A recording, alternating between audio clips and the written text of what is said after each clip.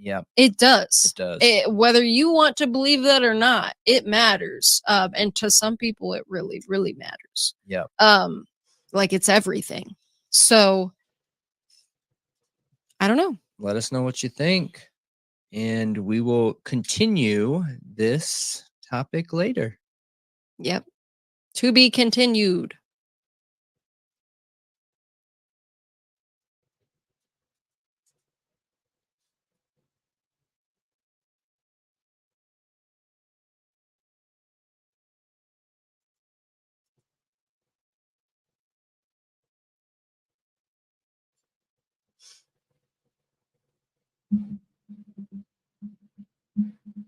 What is going on, everybody? I'll give everyone a couple minutes to swing on in here. I hope everyone's doing all right. We've missed you guys.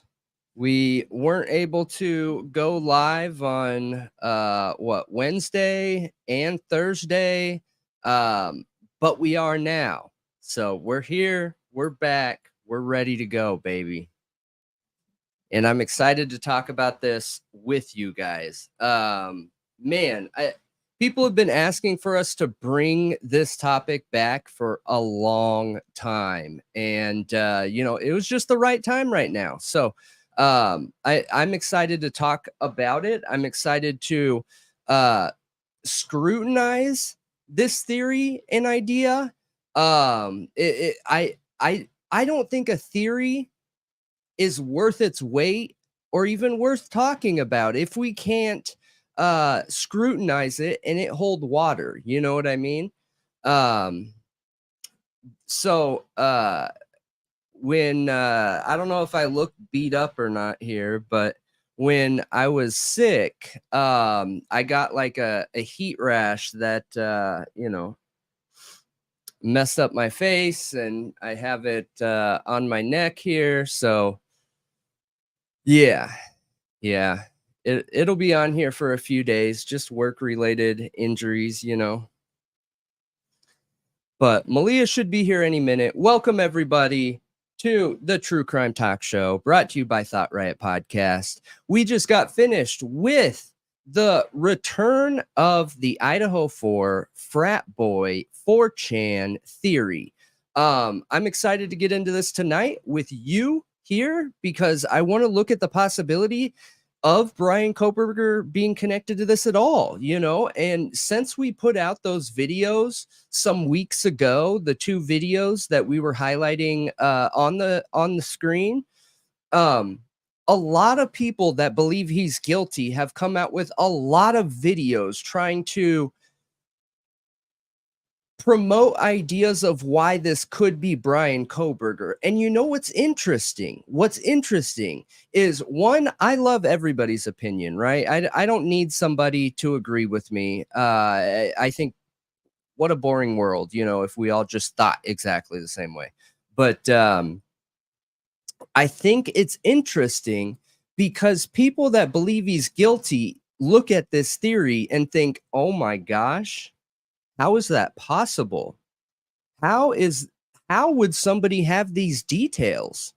How would somebody lay out the crime literally piece by piece, exactly like we believe it to happen before the PCA, before any comments were out, before anything? It's strange, you guys. It's very strange. And I do want to give a shout out to Heather, who helped pulling some of these documents, some of these 4chan postings. So we appreciate that and appreciate you. You are awesome, and we love that you're here. So for everybody else on here, check out all of our social media, do all the social media and podcast things. Hit that thumbs up button, hit that like button, give us a rating, give us a comment. We would appreciate that a ton. We do have a members only. Can you guys hear? Is the sound okay?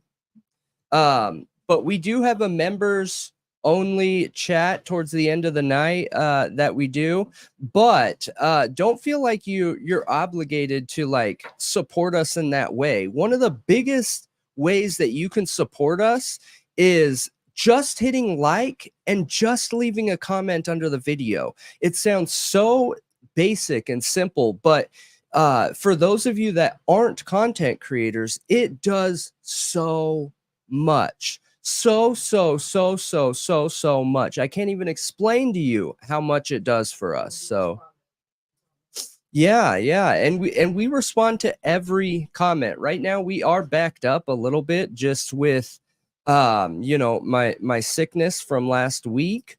Yeah,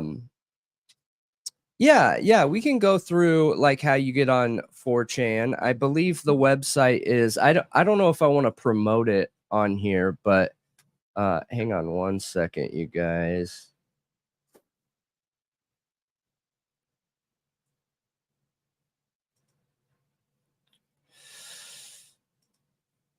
Okay, so it is the number 4 CHAN.org.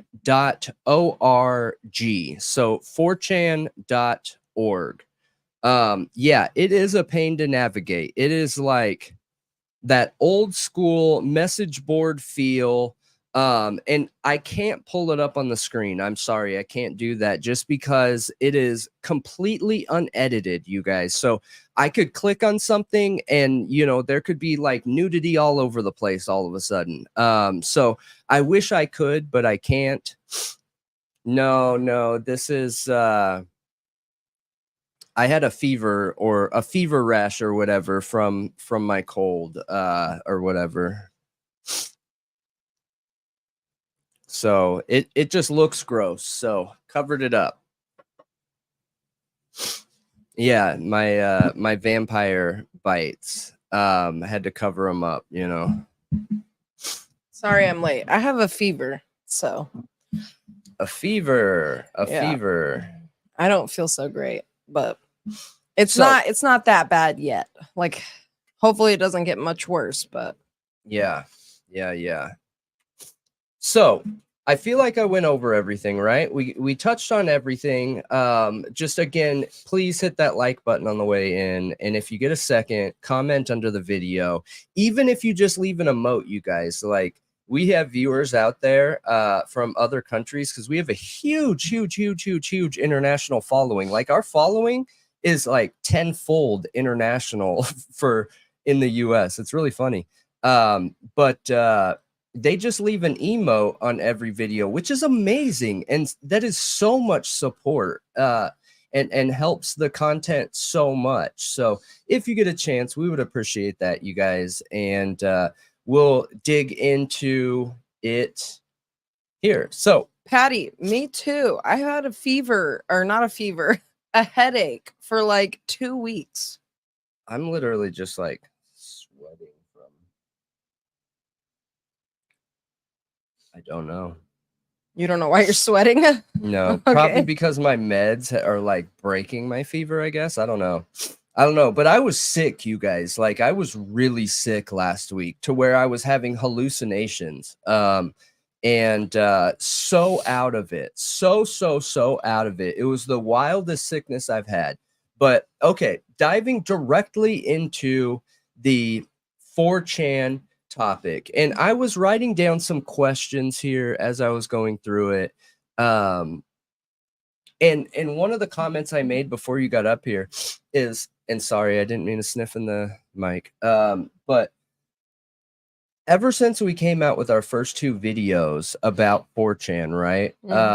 So many content creators that believe Bryan Kohberger is guilty and come from the angle of guilt have talked about 4chan and have talked about it in a way they're trying to prove that Bryan Kohberger is involved with these posts in some way. Well, and one thing I said that's super interesting is that I love and appreciate their opinion. Love it. Absolutely. But it's interesting because that adds worth to these postings. Somebody that believes he's guilty isn't looking at this and just being like, That doesn't mean anything. What are you guys talking about? No, it means something. They're looking at this and going, oh no. Like anybody who has looked at these posts, like genuinely read them, believes even it doesn't matter what they think about Bryan's guilt or innocence, they believe this person knows things about the crime scene that couldn't have been known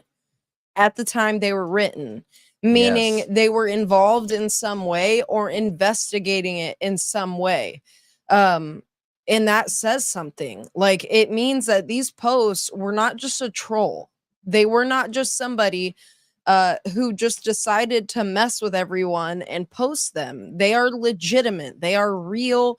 Whoever wrote them knew something about what was going on in this case because they were very, very, very close to it. Yeah, and it's so important to Yeah. realize because look, we're guilty of this too. I think every single person is guilty of it.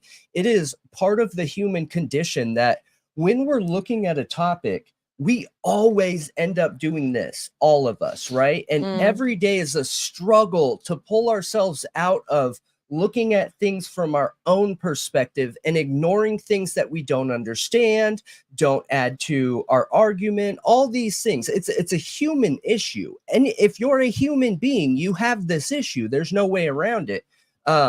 It's interesting when you're looking at this case and looking at these 4chan posts, and it's easy to forget that all of these came out before the PCA did.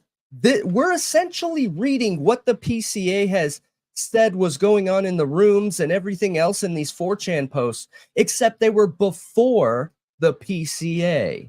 Yeah, all those details about the crime scene, about what happened, in addition to intimate details about relationships between people. That's what I feel like isn't highlighted enough, is that I have a really hard time believing that Bryan Kohberger knew the dynamics between people in Sigma Chi and between the victims and people in Sigma Chi. I just don't think that is possible for him to know that unless he was involved with them somehow. I Like agree even with you. stalking And somebody, it would be really hard to know the tensions between people and like what's going on and knowing what happened at the fight that night. I know. Yeah.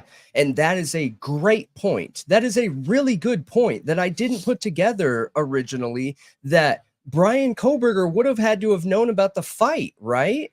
Was that information coming out? Did we know about that? Like in general?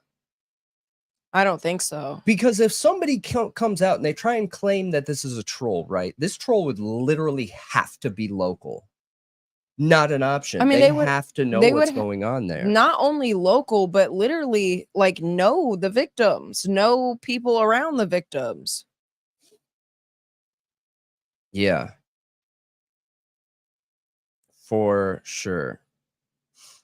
But so I found it super, super, super interesting. And I think that message that we looked at that we didn't have the first time is very scary and a very real way to do this crime without leaving any DNA. You know, that last message we talked about at the very, very, very, very end that was posted on 12/14. For me, that is the scariest message in this whole thing. Here, I'll pull it up real quick. Yeah, which one? It's the same as all the others?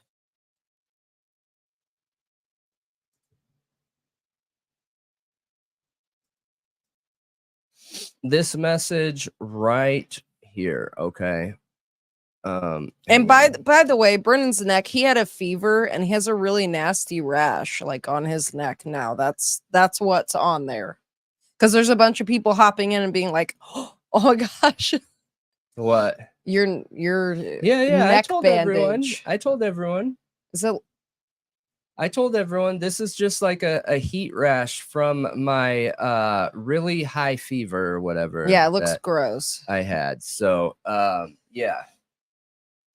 What You like got they're thinking that I tried to like do something really bad to myself? I would never do something like no, that. he's too narcissistic to do No something way. like that. Yeah. He's Yeah. way too self-absorbed. Yeah. Yeah. That's something I've never had to deal with in my life, and I do think it has to do with my ADHD. I've just never gone there before. I've never in my life, not even one time. If you've seen his neck, okay, no way nobody's kissing that thing. Yeah. What's under that bandage? And remember, you guys, we aren't a No. couple either. We are business BAs, okay? All right, so this is the one here. This is scary. This is a scary message. It was a thrill kill joked about for a while that becomes real in early November. They had thought about this for a long time, some up to a year since high school, in jokes and in their imagination. You know, that right there, if we just stopped there, that is the profile. Dude, what's is a described profile. in that message is it shows like this escalation I've been talking about the whole time that you would expect to see from somebody. Yeah. You would expect to see somebody who has like a history that is sketchy in some way, and that is like them talking about doing like wanting to know what it's like since high school. Yeah. Yeah. And These you know how tensions many- building up. You know how many experts have come out? Like when I say expert, I'm talking about a clinical psychologist, right? Somebody that has gone to school for psychology, somebody that has an overabundance of amount of training and working with people. They've come out and said that the MO for this crime is more like a serial than a mass ender. And the reason being is because of the obsession, because of the potential stalking or some of the focus and obsession that comes before the crime. Yeah, I don't. Why would we ever think this is a mass ender? It is a mass ender, but the person who did it is a serial ender serial ender. The psychology is Correct. like a I mean, serial the character breakdown is that, you know? well, yeah. There's been obsession here. And I was listening to one person talk about it, and they were saying that, you know, this is like classic stalker, obsessed, doesn't feel comfortable in society or whatever. And, you know, I just believe they ran into something wrong, which I think that's a very good possibility in theory. But I think this is real too. And when you just think about this for a second. When you put a serial killer in a fraternal order, I have to get a tissue, but go ahead, keep talking. what happens when you put a serial ender in a fraternal order? What happens? Where is the line drawn between fraternal commitment and brotherhood and the law? Where's that line drawn? Without being in these fraternal orders myself, I can't tell you that. I don't know. But how serious is it? Like, do they lose their position for calling the police instead of calling their problem solvers before?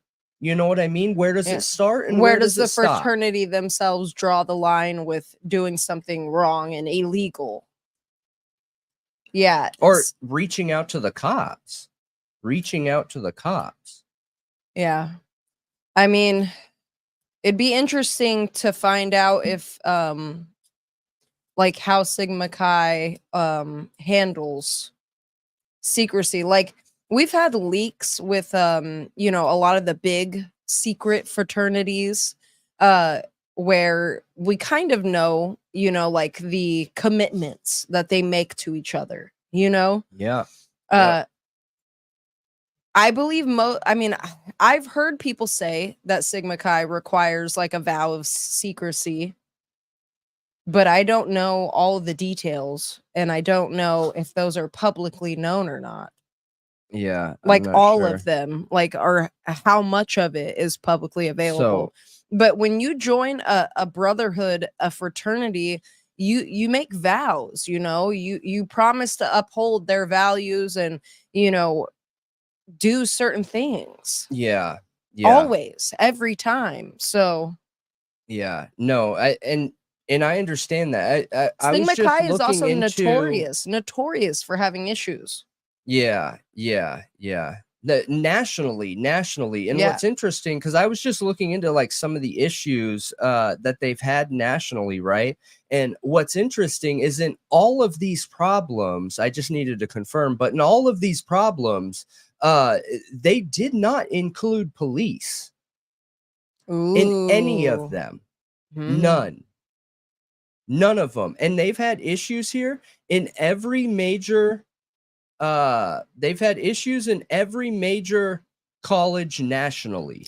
There's a case that I want to cover that has to do with a Sigma Chi chapter in a different state nearby Idaho, but different state, um, where it appears somebody was murdered, but it was set up to look like it wasn't.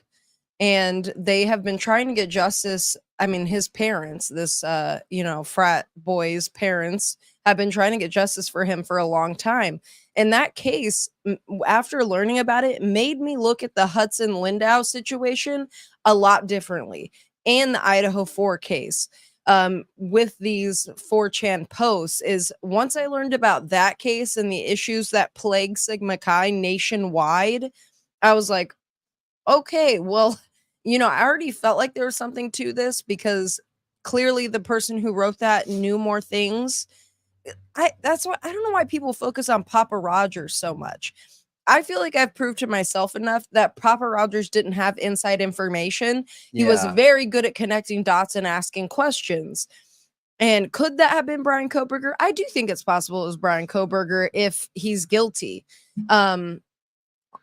Maybe even if he's not guilty, like who knows? He could have a private interest in, true crime online, Yeah. considering his field of interest that he is getting a PhD in. But also, I think 4chan is way more jaw-dropping and compelling I than agree. Papa Rogers ever was.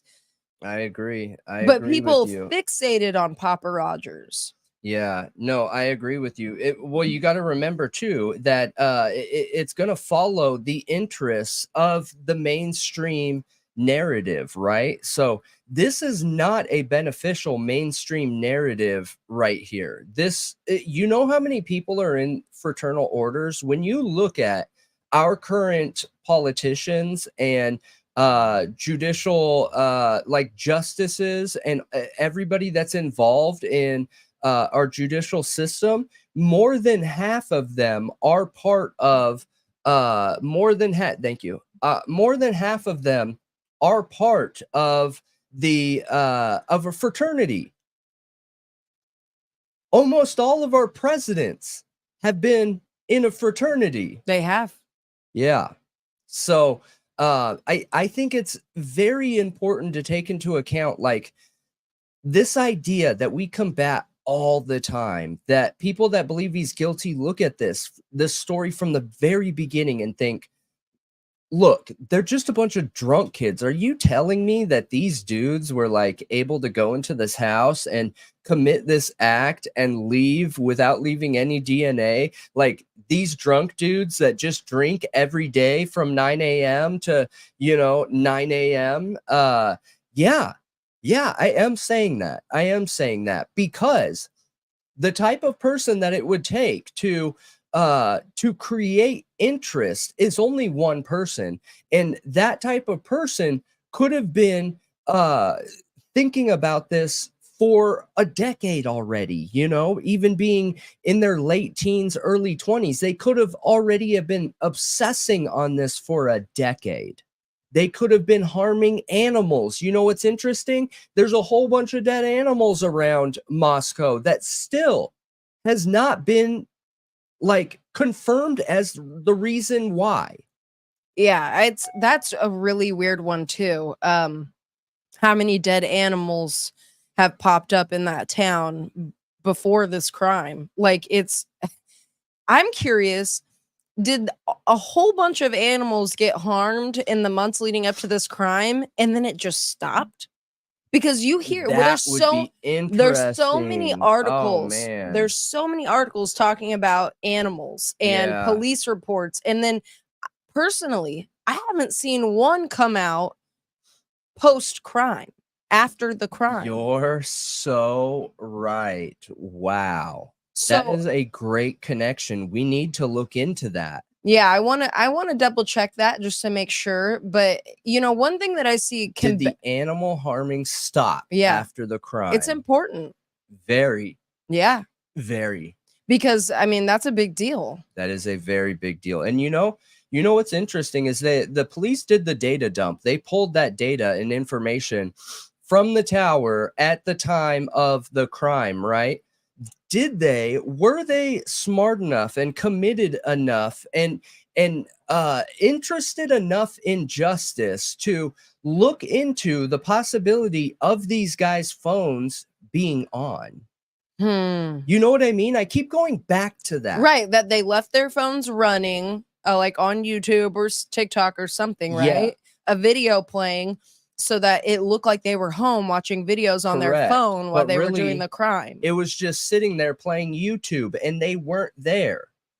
Yeah, I'm so curious because if they got a data dump from their phone, if they pulled all the data from their phone, they would see if there was any movement on that phone, if they paused it, if they skipped, like fast forwarded, rewinded, switch videos, anything like that. Any police officer Or if worth it sat there still the whole time. Yeah, any police officer worth their weight, even if they believe Bryan Kohberger is guilty, would look into that. Yeah. I'm just saying. So if police officers from Moscow watch this, right? Because I know some people from the area do, you better be looking into that. You better be looking into the details of these two David's phones.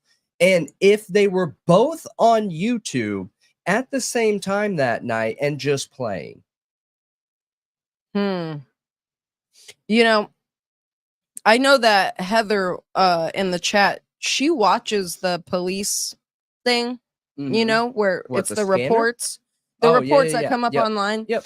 And she hasn't seen anything about animals after the crime. That's a lot to look through. That's interesting, though. But I haven't found a single police. You remember I found a whole bunch pre-crime. Yeah. Yep. I haven't found a single one after. And there is a really interesting one about an animal that I still need to verify. Now, okay, if we're making that connection, But that was still pre-crime. If we're attempting to make that connection, then the next obvious connection would be these animals were being ended in this general area. Okay. So if Bryan Kohberger is the supposed suspect for this crime and these animal endings stopped, then you would think that Bryan Kohberger would be the one doing these animals in this way, right? So then you would look at, were these animals being ended on the 12 times that he was supposedly in the area? Right. You know? Mm-hmm. And we could find out when these started. I think that's very good evidence. Yeah. When did these animals being ended start? Yeah, and I'd be curious to look back at where he grew up. Were there pets going missing? Were people reporting dead animals on their porches? Like what was happening in Moscow before this crime? Yeah. Was that that's happening interesting. back, when he lived in Pennsylvania? Very interesting. Because people keep looking into missing people and cases from that area, trying to connect Kohberger with it. What if that isn't ever what he had done before? What if his escalation was like Jeffrey Dahmer style, where it was animals? I mean, he did move on to kids and, other things like growing up, but it was animals at first. I gotta go to the bathroom.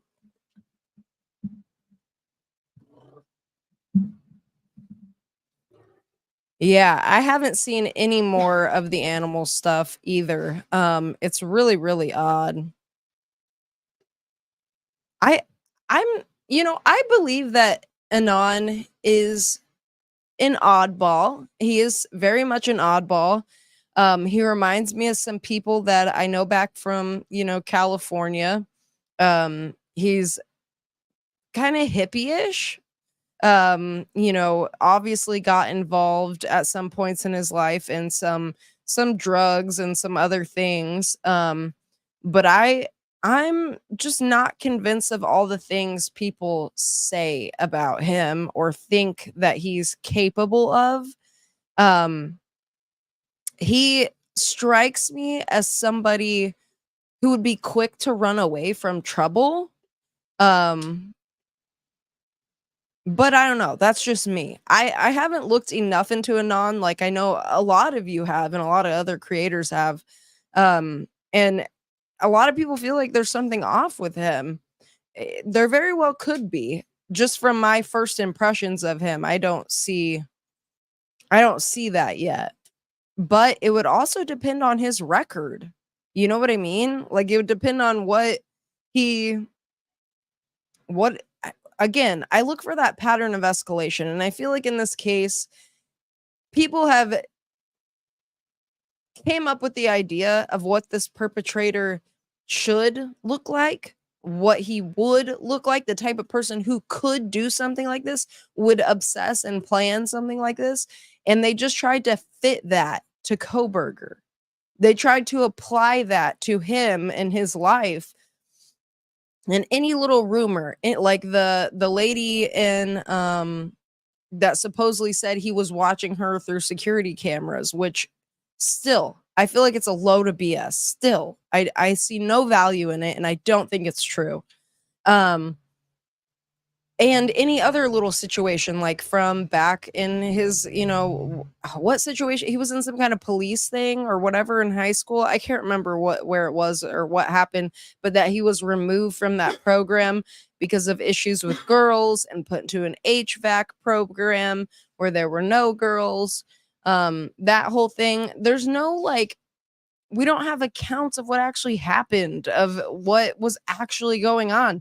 Like, was he just having an argument with like an ex-girlfriend and they just couldn't get along?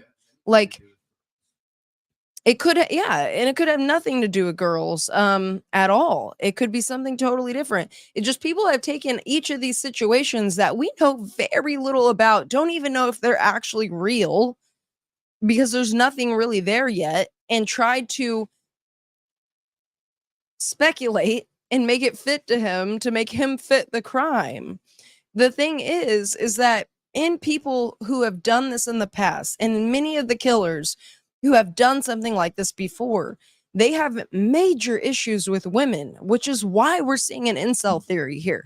Because that is the type of person it would take to do a crime like this, is somebody who has major issues with women. And he seemingly has a good relationship with his family, his mom.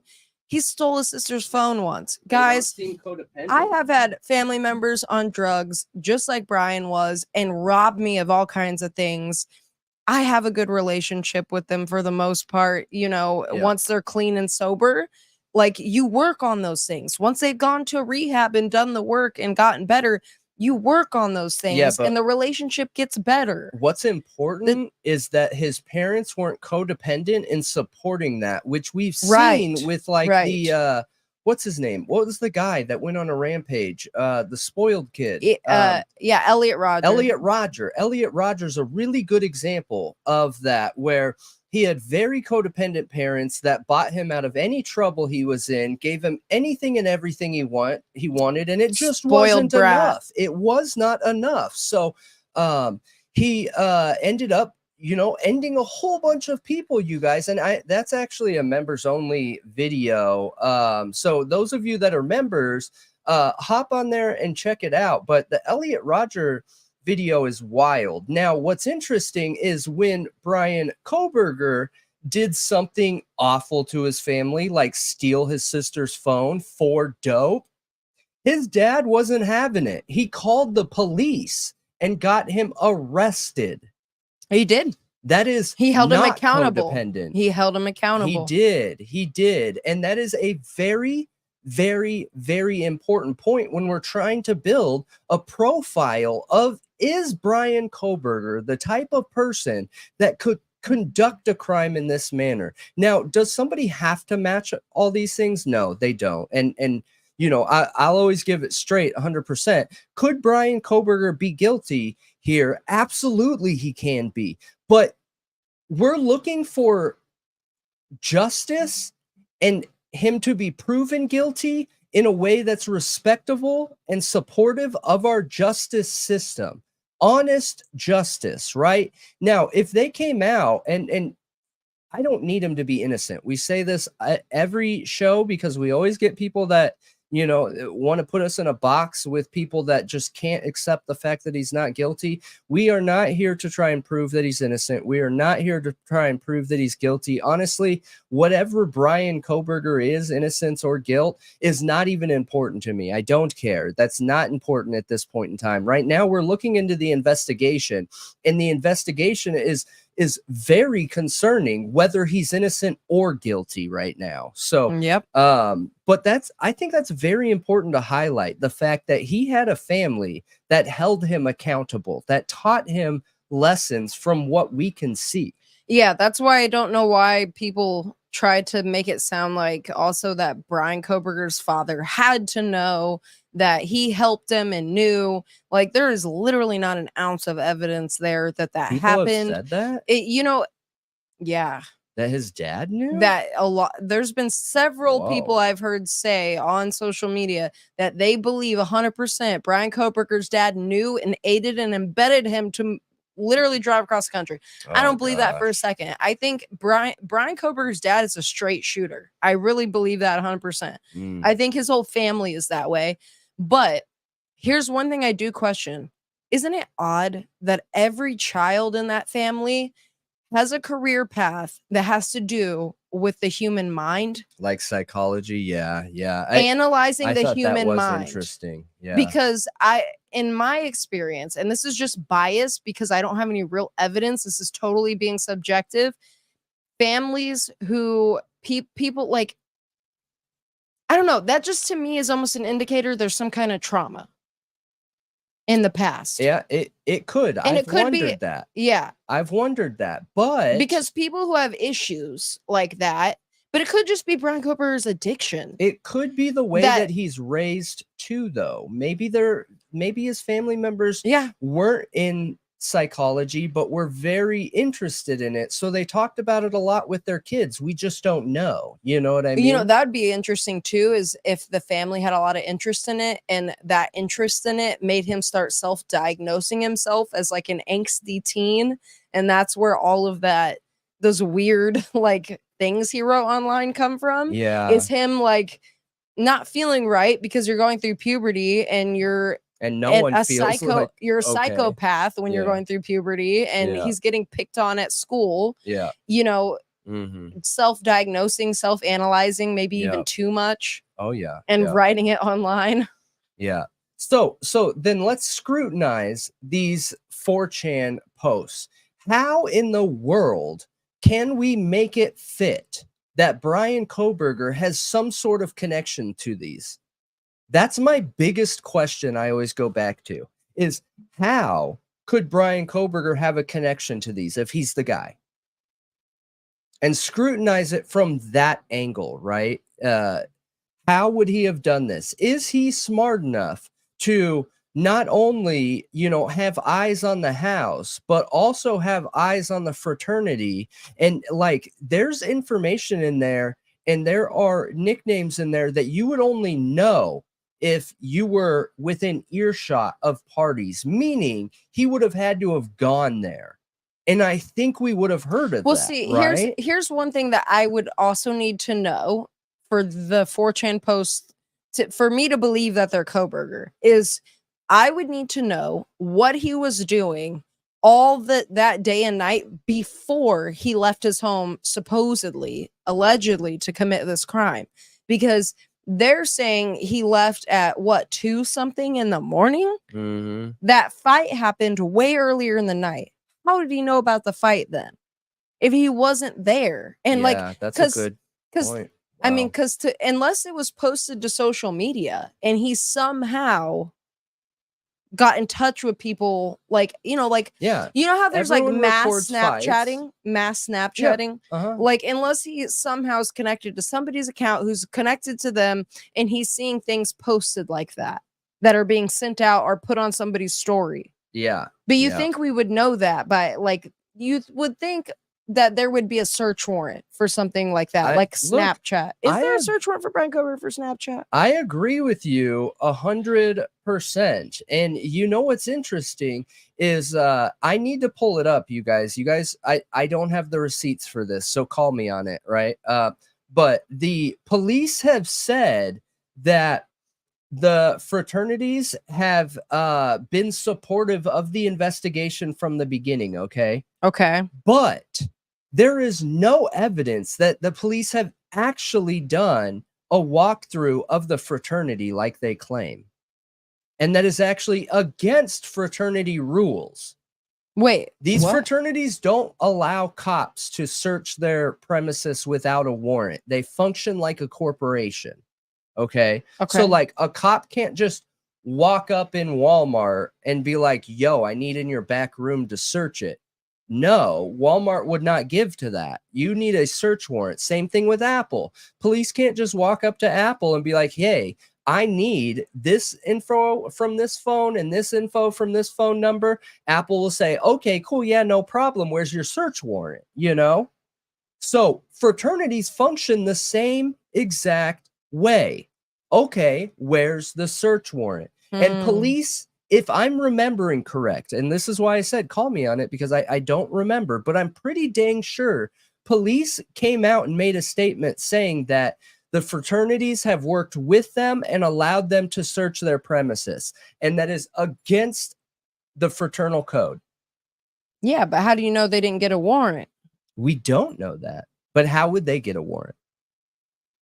You don't just get a warrant just because you ask. Right. There has to be probable cause. There has to be probable cause. There has to be probable Well, wouldn't cause. probable cause be the fight? Two victims maybe. were there that night. There was a fight. Maybe, depending on what eyewitness account was stated. Interesting. So there are Snapchat search warrants.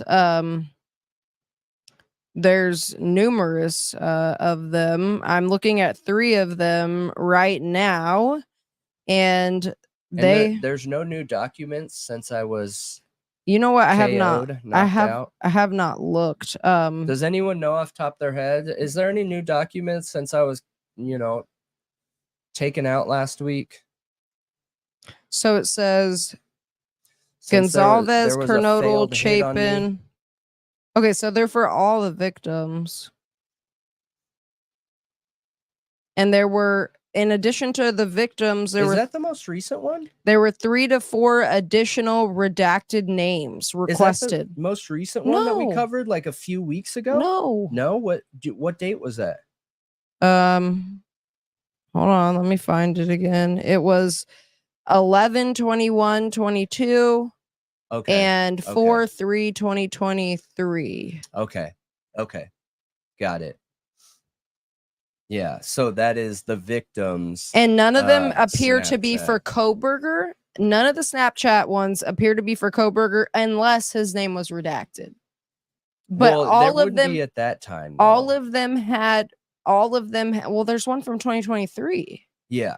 Okay, so from 2023. Yeah. I gotcha. And it's not, none of them are for Kohberger. And the name. And just a reminder, everyone, if you're having a good time, something you could do that really helps us out a lot, more than I can even explain, is just hitting that like button and leaving a comment at the bottom of the video. Not in the chat, but on the bottom of the video. Even if you just leave a hello, hey, how you doing? We would appreciate that. So thank you. Yeah, the 2023 one has Dylan, Bethany, and we have all the victims' Snapchats, but like there is none with Kohberger's name on it. Okay. Interesting. So you know that interview with the college kids locally where they knew about this crime at 8 a.m. Mm-hmm. And that's an interesting thing too, okay? Is a lot of people, like, we're sitting here asking the question, where is the line drawn in the sand in the Greek life where they reach out to law enforcement and they don't cave? Okay, is that really what caused the 8-hour delay? Because in Moscow's Greek system, they are so serious about not calling cops that they will not do it under any circumstances. Is that embedded into their heads from the time of Rush? Oh, hey, I just saw Elliot in the chat, Elliot Polak. Make sure you guys, if you're chatting with him or talking to him, tag his name in your response. Elliot is legally blind, so he uses the talkback feature, and he'll only know if it's directed at him if you tag him at Elliot Polak. And how you doing, Elliot? Yeah, we would love to hear your theories, so definitely leave it in a comment. No need to say that anymore. Okay. I won't. I thought I was doing a favor. I'm sorry. Can you see? Was your vision miraculously restored? No, but maybe there was some kind of update An to update? like the YouTube system. You know what I mean? Oh, Where it makes okay. it easier to navigate or something. I'm not sure, Oh, but I know that there's a interesting. lot of tools out there that your average person wouldn't know about. That they're doing really great things for people with disabilities, for people who can't hear, for people who can't see. It's incredible. So The tags are in negative, so don't highlight them. Okay. Interesting.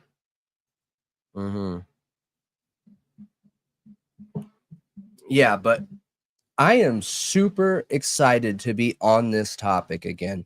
People have been begging us to get back on this topic ever since we talked about it on our first 2 videos, because it's so compelling. This theory it is so compelling. There's a lot to it. And, I've heard people walk through it and try to disprove it. And I feel like I've How? never heard it disproved with any objective evidence. Not at all. Never have I heard anyone try to disprove this with using factual anything.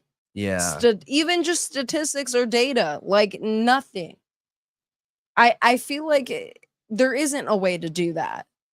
What a great question. Ali asks, did law enforcement get 4chan warrants? I sure hope so. There's no way law enforcement doesn't know about these messages. If they do, I mean, gosh, if they don't, I mean, geez, you guys, my faith is gone. You know what I mean? This is, there is too much information in here. But there's no way we can. There's no way we can prove this either, though. That's the thing. It's like we're not the cops. We can't go get those search warrants. We can't look through these people's phones. We can't confirm that they left their phones running during the crime. We can't confirm any of that stuff. Yeah, that's the cops' job. And if we find out that they never even looked, like they never even got downloads of the phones, if they never checked out any of this, that would be a problem. Be a major problem. I could not agree with you more. I don't see how you could be a police officer and live with yourself every day. But when you see something like this in 4chan, right, with the amount of information and potential evidence that they talk about in here, with a very clear layout of how this was conducted, and not at least look. Because in my opinion, this explains a lot, you guys. It explains why there's no DNA. It explains those 4 random people running, in the Banfield footage. It explains how this could have happened. It gives a character analysis of the suspect, the person who could have conducted this, or pulled people in to conduct it with them. It doesn't explain no DNA. Huh? It doesn't explain no DNA. No DNA? Yeah, you said it explains no DNA. No, it doesn't. There was 3 other unidentified male DNAs at the crime scene, and we don't know how much more DNA was there. Yeah. I meant no evidence on scene, like blood being tracked through the whole house. Does it? Oh, for sure. Yeah, that's what we were just looking at. This one right here that talks about, that there were 2 people in each room, okay, and they each had their target. And then how much easier would it be for 2 people to take off clothing and put it in a bag so that it doesn't go anywhere? One person couldn't do it. I don't believe it. I mean, maybe if they, again, this comes down to the time aspect, but if you had a black bag for each room and you lay it down, right, like a 44-gallon bag, and you curl the sides up so that you can step in it, and then you remove everything, and then what? You go to the next room with a new pair of clothes, and then you do what you do again, and then you lay down your black trash bag, take everything off, and then put on a third pair of clothes, and then, you know what I mean? Like, it doesn't make sense. You would need to be able to change and not get blood on your new clothes. You would need to wash your hands or something, probably. Wouldn't you think? Like, because if you're wearing gloves, if you're wearing gloves, you just pull off the gloves. Like, you can do that without touching them. I can. Yeah, I can too. Yeah. You can. Tattoo artists do it all the time. Yeah, but I'm thinking about taking the clothes off and doing that. And the shoes. Yeah, I'm telling you, it doesn't make sense. It doesn't make sense. But all the weirdness in this crime, this story does make sense. Well, it does. It adds up. 1 + 1 = 2. If law enforcement were to come to me and be like, yo, this is what happened, and they gave this story, I would automatically be like, oh, wow, okay. How horrible, but that makes perfect sense. And again, that's me trying to scrutinize this. I don't want this to be true. This is scary. This means we have 4 sociopaths potentially running around that now have a taste. It's terrifying stuff. Absolutely terrifying stuff. I don't want this to be true. Yeah, I mean, like I said before, I think Bryan Kohberger being guilty is literally the best case scenario in this situation. It is the best situation for everybody involved, because it means nobody else is going to get hurt because he's incarcerated. It means that the victims and the families get justice. It means no tax dollars wasted. It means that the killer is actually going to be held accountable. Like, it's the best case scenario, but with the information we have now, it just doesn't make sense to me yet. Like, there's a lot of missing pieces. Sorry. Say that one more time. With what we currently have, there's just too many missing pieces. I agree. I agree with you 100%. But is it possible that this was 4 people? 4 people, 1 for each person, and it just so happened that the 2 remaining roommates lucked out. What do you think about the lucked out or knew something? I don't think I have a hard time with that. Yeah, but why wouldn't they call 911? What explains the not calling 911? Because they're in the Greek life. That's why I'm so. That means they know who did it. That's why I'm so stuck on this question of where is the line drawn? with fraternal orders? Where is the line drawn? Yeah, but would they do that for somebody who's not in their fraternity? What do you mean? It doesn't matter what You don't have an oath fraternity to someone- another Yes, fraternity. you do. You have an oath that you cannot call police, that your go-to is your fraternity. Absolutely, you do. It has nothing to do with who you're talking about. It's the fact that you cannot go to police. If you're in danger? You're not supposed to. No. You're acting like I wrote these. But then we see that fraternities do not call police in these situations. So does it sound absurd? Absolutely. But is it provable in the writing of the commitment of fraternal orders? Yes. I'm not making this up. I didn't write the rules. They do not help police. Period. It is fraternity above all. That's why I'm saying, where is the line drawn here? Where? Is it just on a person by person basis? Is it so serious that if you call police before you call your Greek, problem solvers or Greek big brother or sister, whatever, you get kicked out? Like, what is the severity here?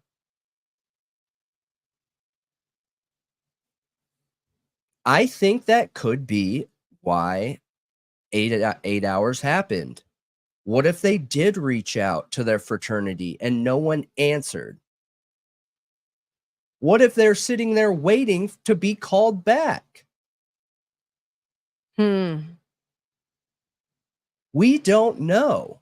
We don't know. The one thing I do know is that fraternities and sororities, they're the same thing. So we'll just use fraternity as a blanket statement. Fraternities are not allowed to reach out to police. They do not. They handle everything in-house. They have their own investigators. They have their own problem management groups. They have their own legal counsels. They're literally corporations. Interesting.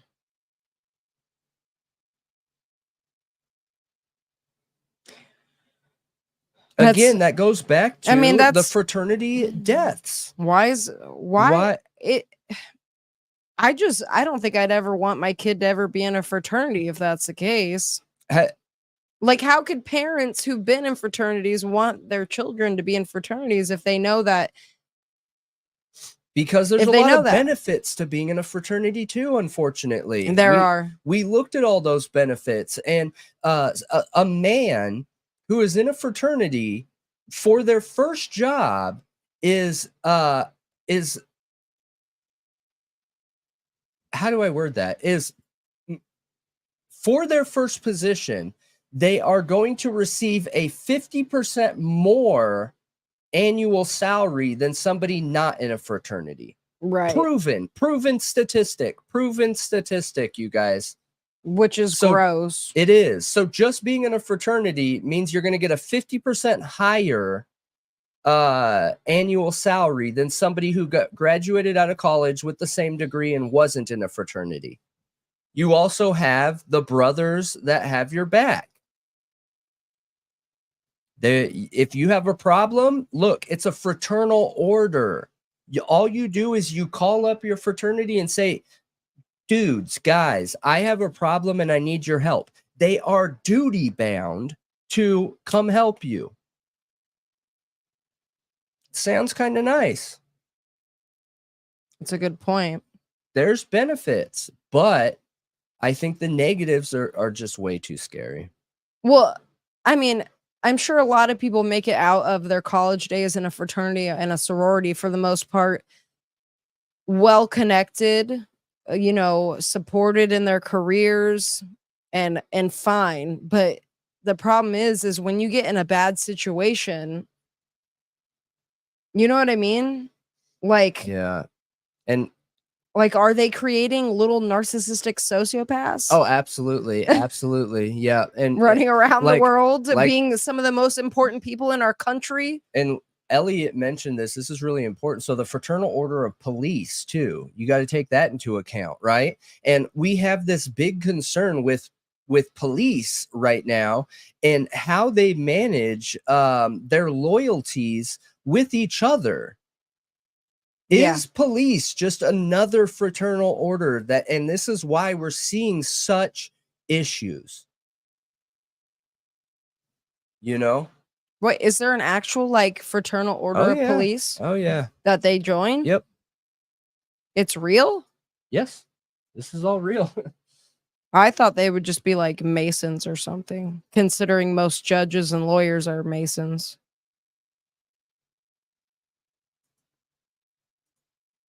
Unless it's ran by Freemasons, that's possible. Oh, yeah.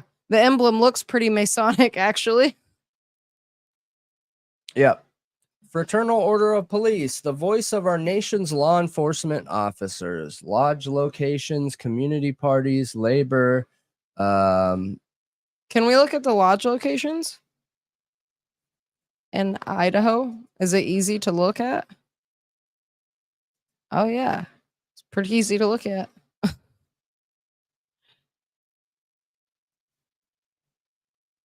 Right there. That's Moscow. Look at that. There's one in Moscow. Go up. You're missing it. Where? Oh, Right there. Mm-hmm. Well, that's really interesting. Yep. There's one literally in Moscow. Yeah. Paradise Lodge. Is Hey. that what it says? I can't read it. No, it's Palouse. Oh, Palouse Lodge in Moscow. Great call out, Elliot. Thank you. Yeah, this is interesting. It's kind of interesting that there is a lodge here for a town that's so small, So tiny. Is there one in Coeur d'Alene? Oh, I'm sure there is. It doesn't look like it. Oh, there it is. Yeah, there's a bunch. Oh, yeah. There's like 4 of them in that one area. And then there's some in Spokane, too. Yeah. Where is the state lodge? Does it identify which one's the state? It says that it's red. Oh. I would Where's- zoom way out because the stars get bigger when you zoom out. They do? Yeah, they look bigger. Like you can. There it is. Yeah. Okay. So it's southeast.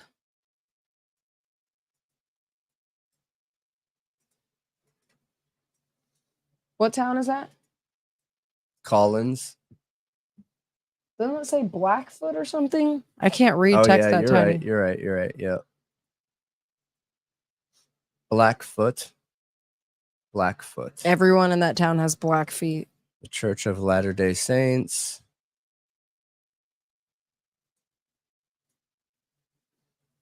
Darn them. The Church of Latter-day Saints trying to say that I copyrighted their stuff. You know, what's Those interesting to jerks. me, like, is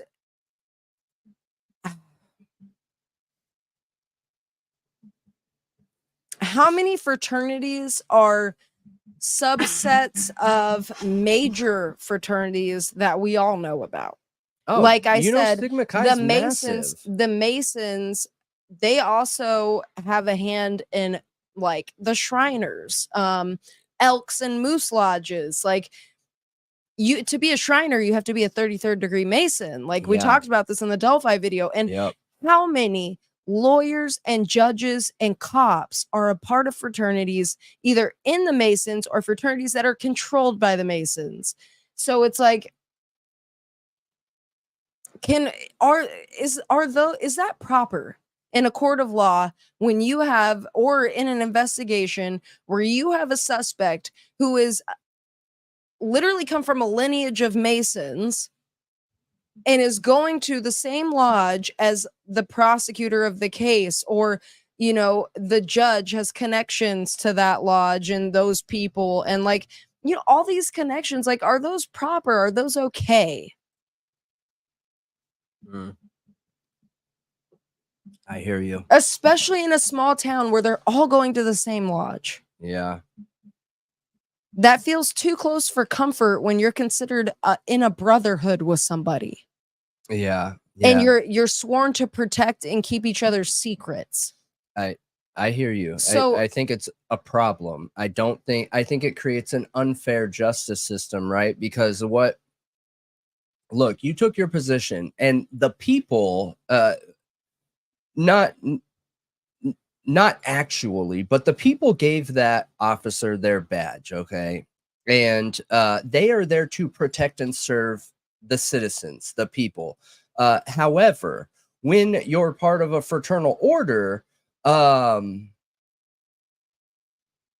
you're not there to prioritize the protect and serve of the citizens anymore. So yeah, problem, issues there.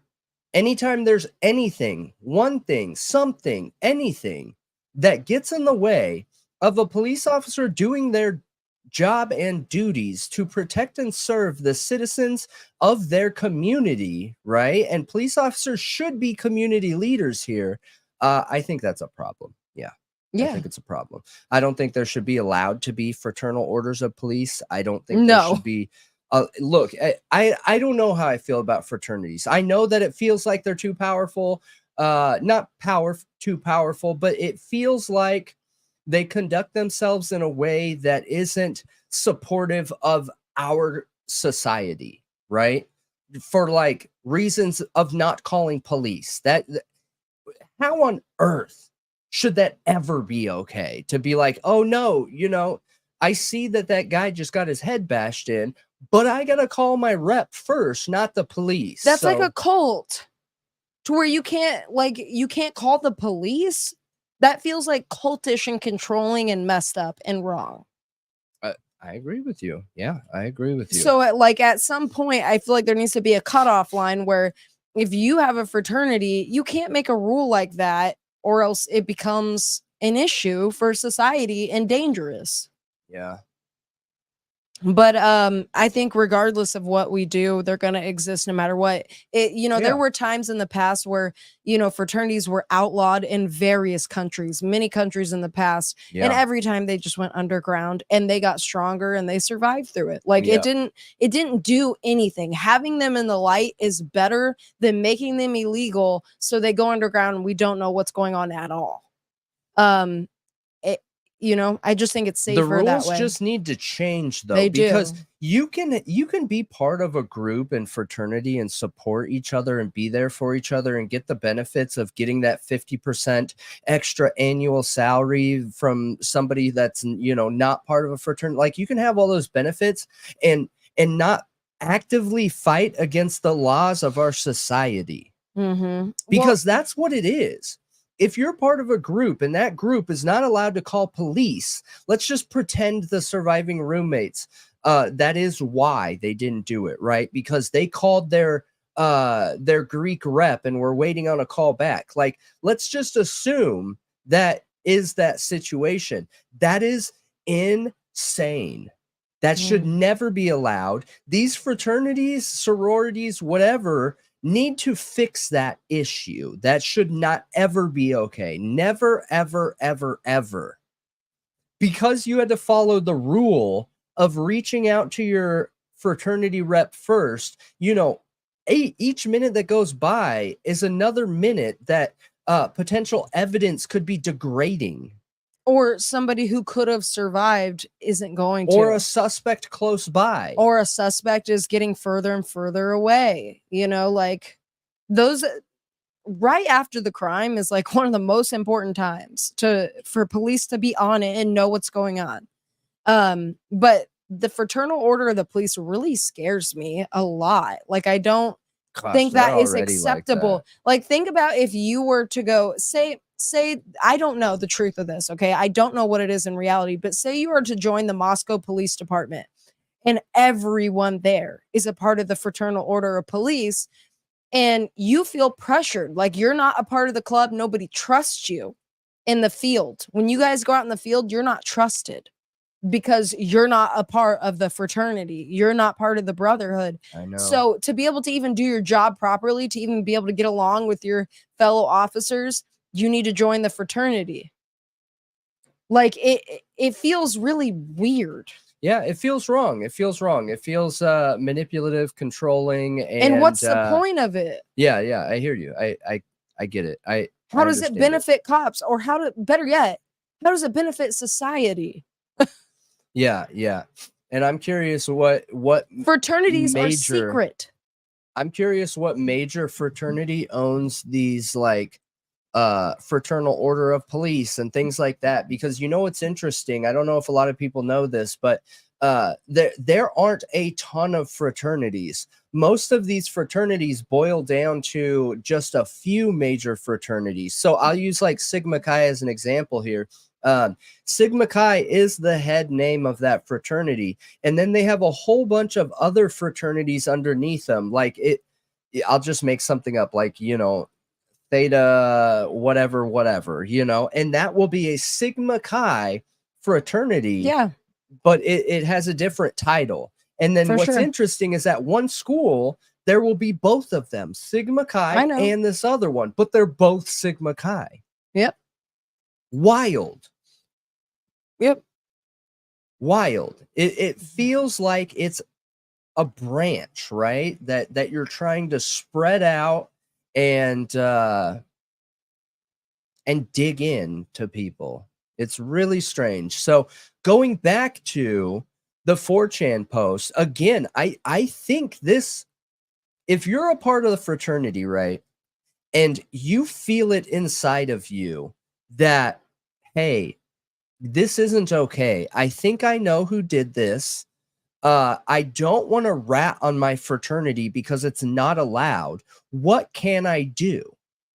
And maybe this is that somebody that's in the same fraternity as these guys went on 4chan because they didn't want to lose their 50% bump and their brotherhood of Sigma Chi, but couldn't sit on their hands. What if it was somebody who was friends with Ethan?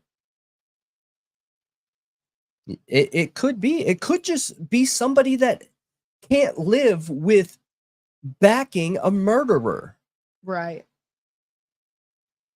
I don't even think it has to be somebody that's friends with one of the victims. I think there are people out there that just can't let this go because they know it would eat at them. They have a conscience. It would eat at them. Yeah. I think I mean, I've wondered who it could be this whole time. And I've tried to like look around and investigate myself to see who I think it could be if this is real. And I kind of have an idea of who I think it is. Well, I would guess I'll never say who I think it is because it's totally speculative. I guess I'll make this statement though, that if somebody's watching from the fraternity and you want to talk and you want us to be the voice box and you don't want to show who you are, you want to keep your image, your voice, you want to keep all that stuff secret, but you have information that you want to share because you have a conscience and you're not okay with this, reach out to us. So I believe that, I try really hard to be overly honest and transparent with everybody. So I would never put somebody on blast that isn't okay with that. I don't even like giving our own Thought Rioters shout outs sometimes if they didn't tell us it was okay to use their name. You know what I mean? No, I just don't want to risk putting people on blast that don't. We're heavy believers in karma. So, I mean, if we make a promise that we will not leak your information, let anyone know your identity, we never, ever would do that. Yeah. Never. And you know how many fraternities have been the leaders of drug rings? Oh, yeah. Many. So then that goes into it's terrifying, actually. It's like, what is even going on? What's the difference between a gang and a fraternity? You have a group of guys that are sticking up for each other, that don't call police, that handle their business within their group, They are running dope and drugs to people, and they're taking care of all their own problems. One's a bunch of poor kids, one's a bunch of, people for money. There's no difference. No. None. I Yeah, don't care how that's much the you only come difference. from. Yeah, That's like the only difference, though, is the type of people. Like, you know what I mean? I didn't realize you didn't realize that they're not allowed to call police, like at all. Well, I heard people talk about that, but I didn't know if that was like a legitimate It's thing that is legit. provable. Oh yeah, it's legit. It's in every commitment statement that I've read from fraternal orders. Some of them are secret, some of them have leaked out, but any of them that I have read specifically talk about that. That any and all issues have to go through the fraternity or through the brotherhood. I'm glad you said that, Elliot. They actually sign NDAs. You're right. They do. When you join a fraternity, you sign an NDA. Makes sense. Meaning you're literally not allowed to talk. Period.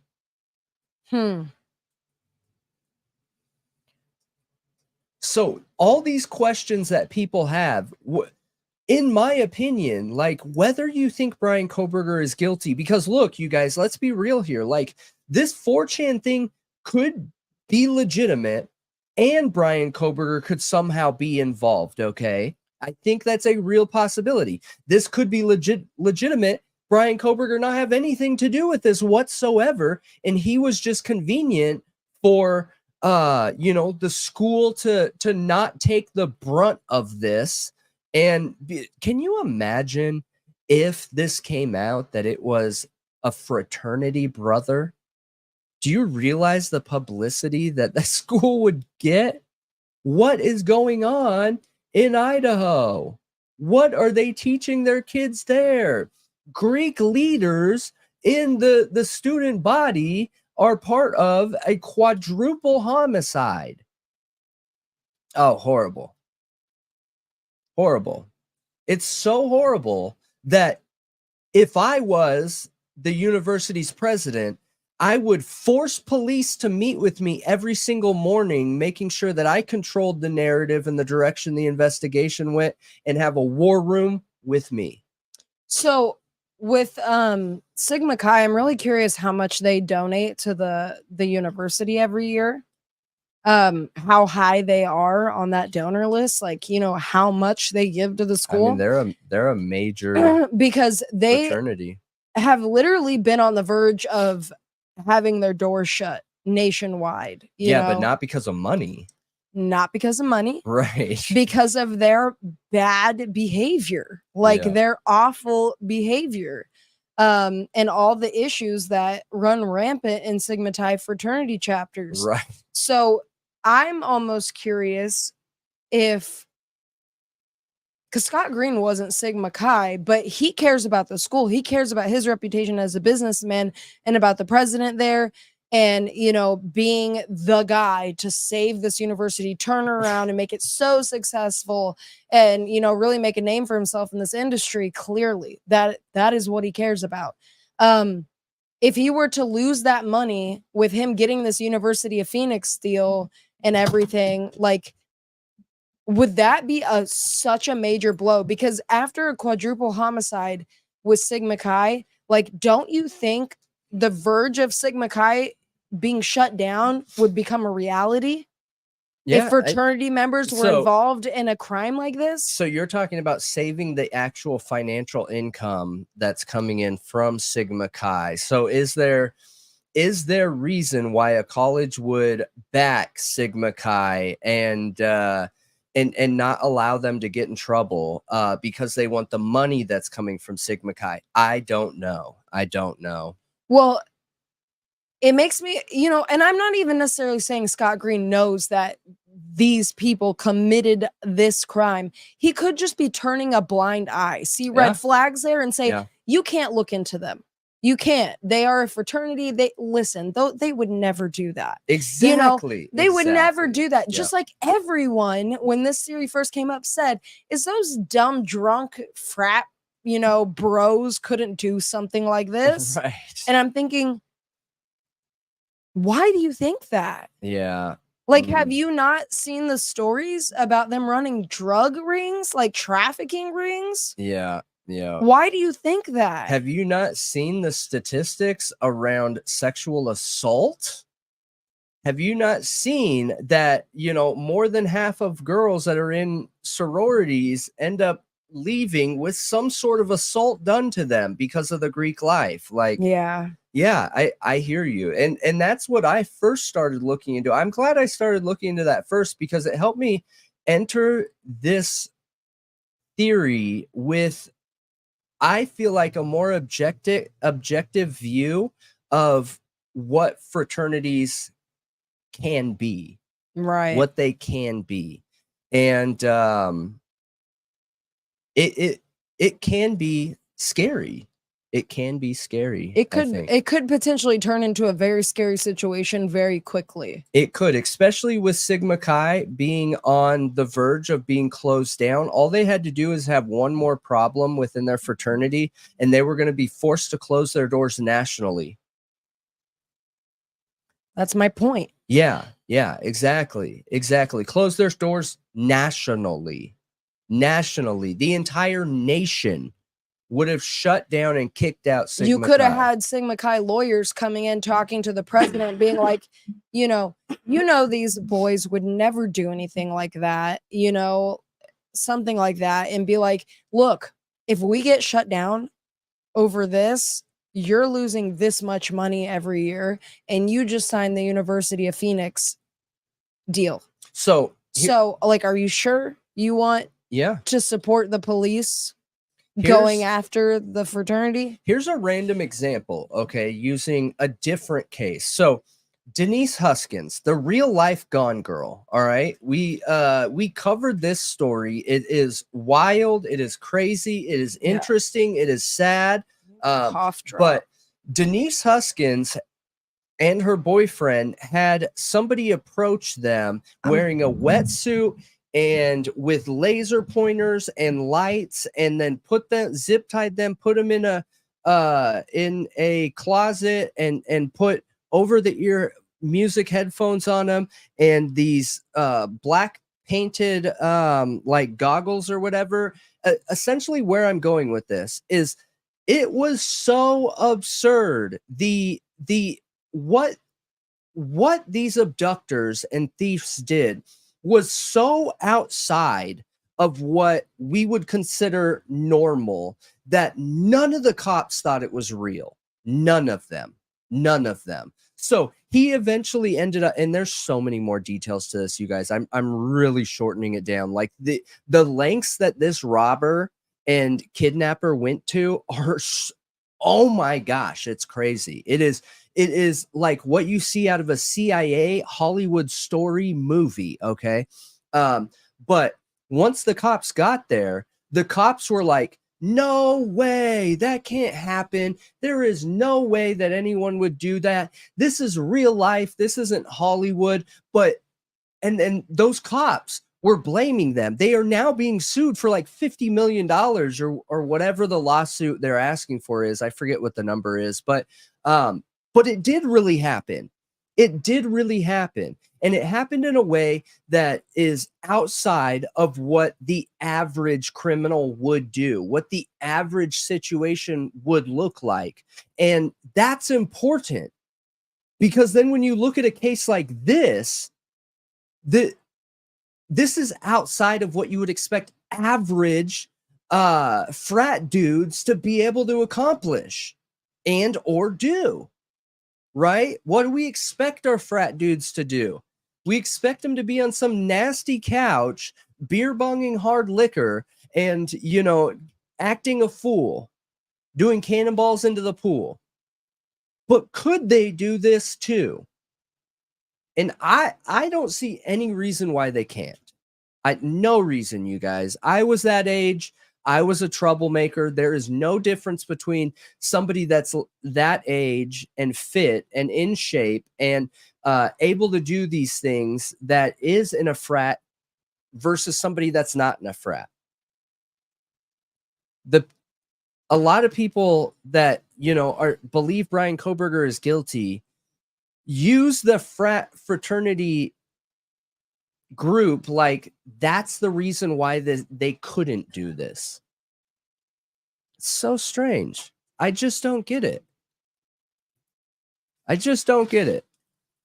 And hey, Convict's Thoughts with AR Hayes is in the chat. Welcome. And for anybody that's watching this, and I need to do some major uploads for the True Crime Talk Show. I haven't done it in a while, but anyways, you guys should check out AR Hayes. He's an awesome content creator.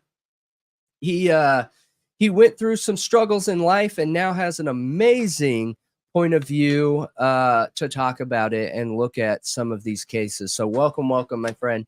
And I did see Art of Deduction in here earlier too. I meant to say hello and I got sidetracked like I do. But yeah, I think there's a lot of reasons why this could happen, right? So then it comes down to the question of, okay, well, how did Bryan Kohberger become the guy? Right? Is it possible that these guys were so skilled that they intentionally left a sheath there with this DNA on it? Or were these guys this skilled and the sheath was, not there? I've seen so much evidence about the sheath that's just so questionable, man. And I don't want to come off tin hat. I love our police officers, the ones that are respectable, the ones that are trustworthy, the ones that protect and serve the public, and they deserve everybody's respect, and they deserve all the disgusting cops that do horrible things to be held accountable so they're not judged against those behaviors. And I don't want to come off super tin hat, but like, gosh, crazy.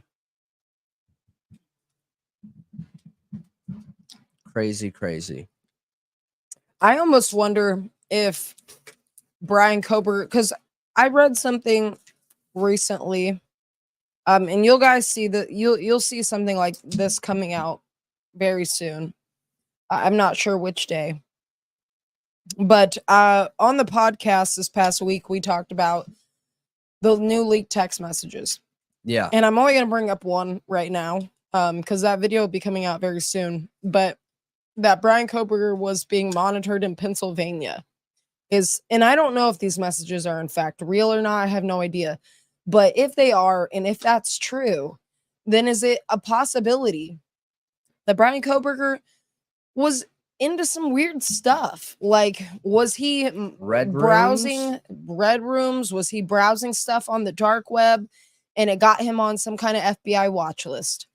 And because he was in the area that this happened, they tunnel visioned on him. Is that a possibility?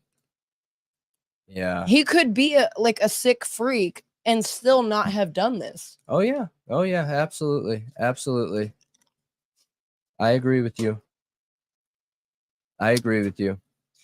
Just saying. I don't know how I feel about those text messages too. I have no idea, you guys. They're strange. I have a hard time speaking on that just because I have absolutely no opinion if they're reliable one way or the other. So to me, they almost feel too good to be true. Okay. Like they're talking about literally every major issue that people are bringing up with this case. They are. It just feels too good to be true. And the fact that the internet is being scrubbed of it, in my opinion, that's what it looks like. It looks like somebody is paying to have these taken down. It reminds me of a lawsuit. Yeah. Is it not, Steve? And he is pursuing legal avenues, Yeah. Is it not? Is it Steve and he's still pursuing legal avenues? Like, we don't know.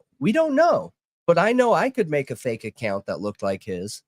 I mean, if you're into cloud-based forensics and technology and you're a criminologist, he could not be like a sick freak, as I said it before, but he could be looking at this stuff out of pure interest because he is in that field. where he could be accessing the dark web and looking at these things. Like, who knows? Maybe he was some kind of vigilante type justice person who's sending in tips to the FBI. Yeah. Who's looking at this stuff and trying to gather as much information as he can to send it into the FBI as a tip, but they don't realize he's sending in tips. He thought he was trying to like help and somehow heard that this was going to go down, and then he got pinched. Yep. Oh, worst luck ever, you guys. Like, it would be the worst luck but ever. do I think that's very tin hat-ish? Yeah, I do. It is. I think that is connecting. We don't have any evidence for it. No, none. I think that is connecting a whole bunch of potential dots that aren't connected in any way, shape, or form right now. But would it be interesting? It would be interesting. It would be interesting for sure. So the entire conversation is literally all about stuff that's been troll events in the case. Yeah, Heather, that's a good point. Yeah. Because Dot is talked about heavily in those messages, and Dot was like a total troll, like 100% confirmed total troll. And there's so many texts about Dot, and the other person claiming Dot is 100. They feel like she's 100% real and telling the truth and legitimate. And I'm like, yeah. And there's one part in there. I don't want to get too much into these because we talk about it, but there's this one part in there that talks about. We didn't talk about Dot though. That talks about I didn't touch them on that. Being like so Dylan Mortensen and Bethany Funk like being very well protected or insulated or whatever. And that to me stands out as making it not true, because that is a strange thing to say. And Steve has already come out once talking about that and being like, that is not what I meant and or said. You know what I mean? And it was just strange. It just feels wrong. Like the conversations feel wrong, but Well, and I'll say this, that I think Steve is a really smart guy, and I don't think he necessarily... He is very smart. He is. And I don't think that someone just having a lawyer means they're well protected. Like, you know what I mean? Yeah. Because he has a lawyer. Like, if you're a smart person, you get a lawyer. Yeah. Like, that's what smart people do. Yeah. They know to keep guilty. Innocent or guilty. You keep your mouth shut. You get a lawyer. You get at that legal advice when you're involved in a situation like this, so that you can make the best decisions possible. Yeah.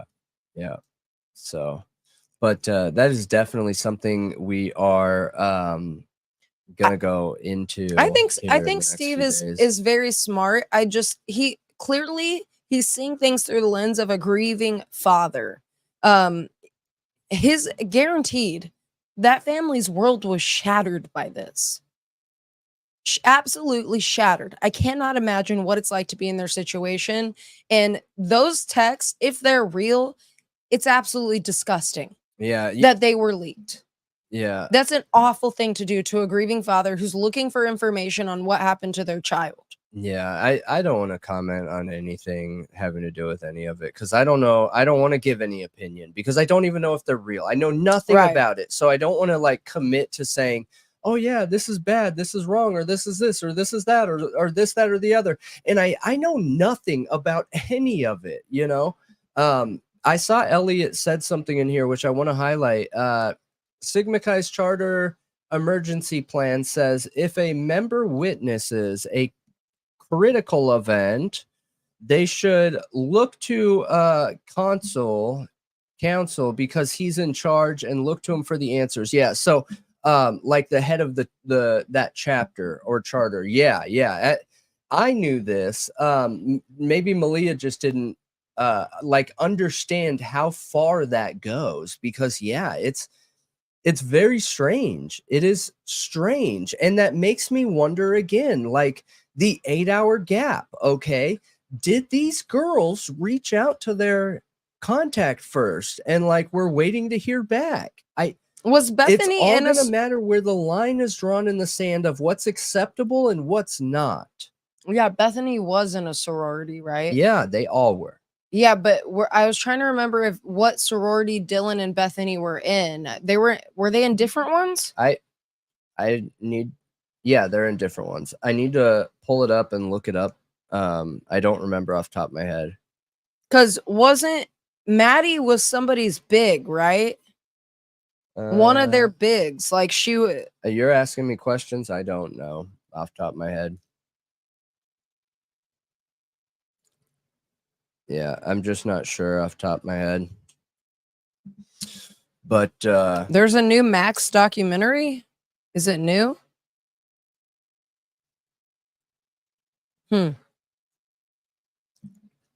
Yeah, okay, yeah, that's what I thought. Maddie was Dylan's big. Okay.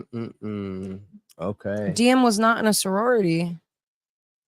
Yeah, there's pictures of her though. Maddie was Bethany's. Oh my gosh, there's so many different conflicting comments now. No, they are. I saw pictures, so I know that Maddie was one of their bigs. I just don't exactly remember whose. But there was pictures. Mm-hmm.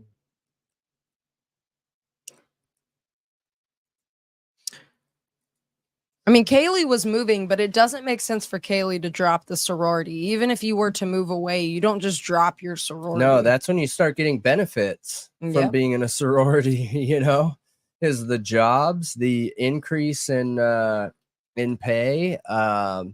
Yeah, so I'm gonna run to the restroom real quick, you guys, but I see that we have quite a few new people here. Go ahead and hit that like button if you're having a good time. Leave a comment under the video. We appreciate it more than you know. Check out all of our social media. It is /Thought Riot Podcast, except for Twitter, aka X. It is /Thought Riot Pod. I am going to post the Discord invite link. Our Discord is growing. It's growing at an insane rate. We have a whole bunch of really cool people in here, really awesome people in here. And, you know, whenever they have the chance, we hop on here and talk, and everyone shares thoughts and opinions and ideas and everything else. It's awesome, and it's only going to get better as it continues. So you do need that invite link to be a part of Discord, though, you guys. And Discord's free, by the way, 100% free. So you can hop on there and just join in the fun and conversation and chat and hang out and have a good time. But I'm going to go to the bathroom real quick. Make sure you hit that like button and leave a comment under the video, please. And then we are going to transition into the members portion of the stream, the True Crime Talk Show. Yeah, so Bethany Funk was a member of the Pi Beta Phi sorority with Kernodle and Mogan.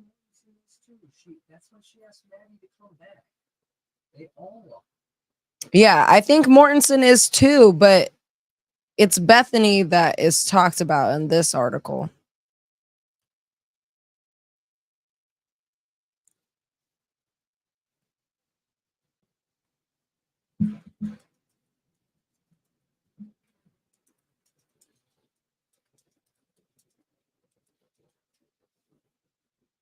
It's in the New York Post where it talks about Bethany being in that sorority with them.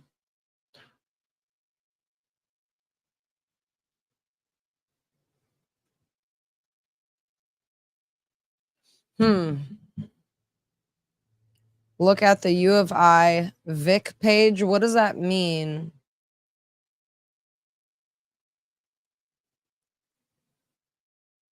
When members make new members drink themselves to death, it's always an outsider who calls the police.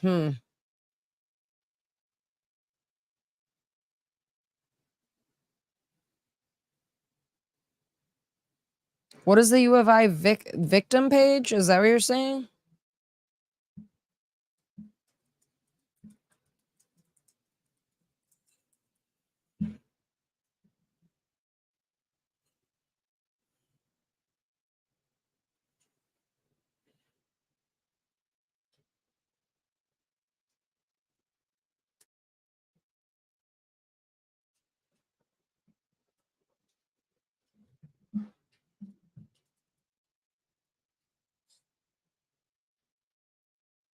Yeah, I don't know. You should send me that link, Heather.